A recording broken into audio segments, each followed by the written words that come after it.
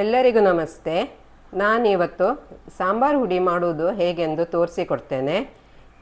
ಬನ್ನಿ. ಇದು 1/4 kg ಒಣಮೆಣಸು ತಗೊಂಡಿದ್ದೆ. ಎಲ್ಲ ತೂಕ ಮಾಡ್ಕೊಂಡಿರೋದೆ. 100 ಗ್ರಾಮ್ ಉದ್ದಿನಬೇಳೆ, 100 ಗ್ರಾಮ್ ಕಡಲೆಬೇಳೆ, 25 ಗ್ರಾಮ್ ಮೆಂತೆ, 25 ಗ್ರಾಮ್ ಜೀರಿಗೆ, ಕೊತ್ತಂಬರಿ ಬೀಜ 150 ಗ್ರಾಮ್. ಈಗ ಒಂದೊಂದಾಗಿ ಹುರಿಯೋಣ. ಸ್ವಲ್ಪ ಎಣ್ಣೆ ಹಾಕ್ತೇನೆ.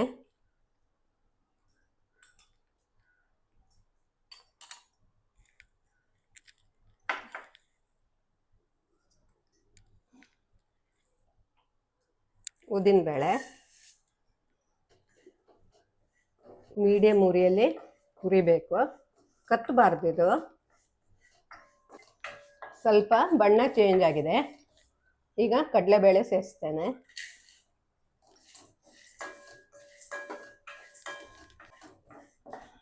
ಈಗ ಕೊತ್ತಂಬರಿ ಹಾಕ್ತೇನೆ.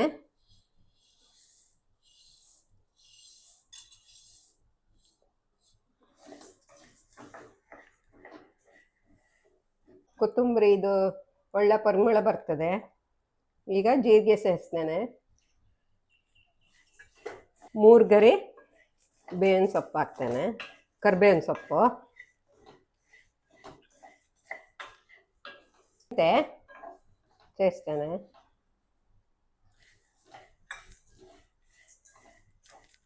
ಜೀರಿಗೆ 2 ನಿಮಿಷ ಹುರಿಯೋದು, ಹಾಗೆ ಕರಿಬೇವಿನ ಸೊಪ್ಪು, ಹಾಗೆ ಮೆಂತೆ ಸಹ 2 ನಿಮಿಷ ಸಾಕು. ಅಂದರೆ ಜೀರಿಗೆ, ಮೆಂತೆ, ಕರಿಬೇವಿನ ಸೊಪ್ಪು. ಇಂಗು ಅರ್ಧ ಚಮಚ ಇದೆ ಪೌಡ್ರು, ಈಗ ಹಾಕ್ತೇನೆ. ಮತ್ತೆ ಸಾಂಬಾರು ಮಾಡುವಾಗ ಹೇಗೂ ನಾವು ಇಂಗು ಸೇರಿಸ್ತೇವಲ್ಲ.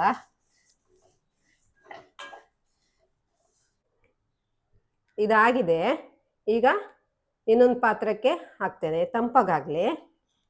ಒಣಮೆಣಸು ಹಾಕ್ತೇನೆ.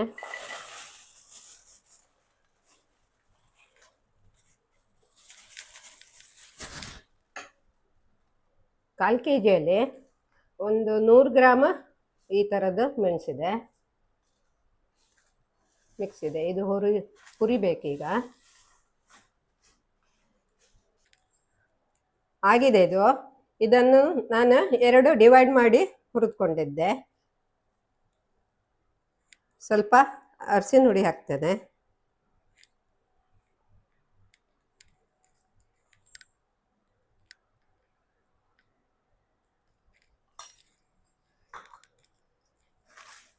ತಂಪಾಗಲಿ ಇದು, ಆಮೇಲೆ ಮಿಕ್ಸಿಯಲ್ಲಿ ಪೌಡ್ರ್ ಮಾಡ್ಕೊಂಡ್ರಾಯ್ತು.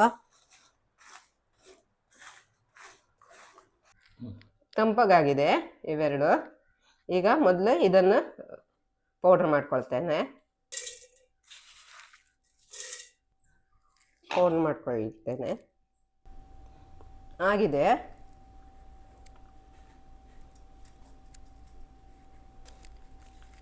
ಒಣಮೆಣಸು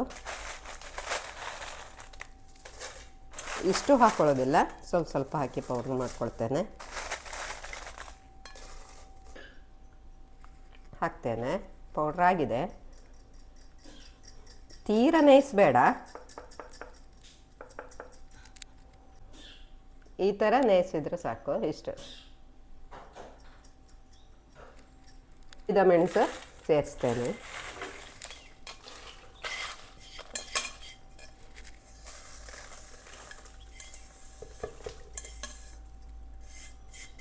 ಒಂದು ಚಿಕ್ಕದಿದೆ, ಒಂದು ಇಷ್ಟು ಉದ್ದ ಇದೆ ನೋಡಿ. ಈಗ ಉಳಿದಿಟ್ಟ ಒಣಮೆಣಸನ್ನು ಪೌಡ್ರ್ ಮಾಡಿ ಇಟ್ಕೊಂಡಿದ್ದೆ, ಅದು ಹಾಕ್ತಾಯಿದ್ದೆ. ಚೆನ್ನಾಗಿ ಕಲಸುವ. ಇದು ಒಟ್ಟು ಅರ್ಧ ಕೆಜಿಯ ಮೇಲೆ 50 ಗ್ರಾಮ್ ಜಾಸ್ತಿ ಇದೆ ಅಷ್ಟೇ.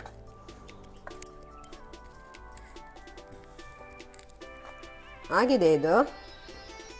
ಇದು ಖಾಲಿ ಆದಮೇಲೆ ಮುಂದೆ ಇನ್ನೊಂದು ಸಾಂಬಾರು ಹುಡಿ ಮಾಡೋದು ಹೇಗೆಂದು ತೋರಿಸಿಕೊಡ್ತೇನೆ. ಖಂಡಿತ ಟ್ರೈ ಮಾಡಿ, ತುಂಬ ರುಚಿಯಾಗಿ ಬರ್ತದೆ.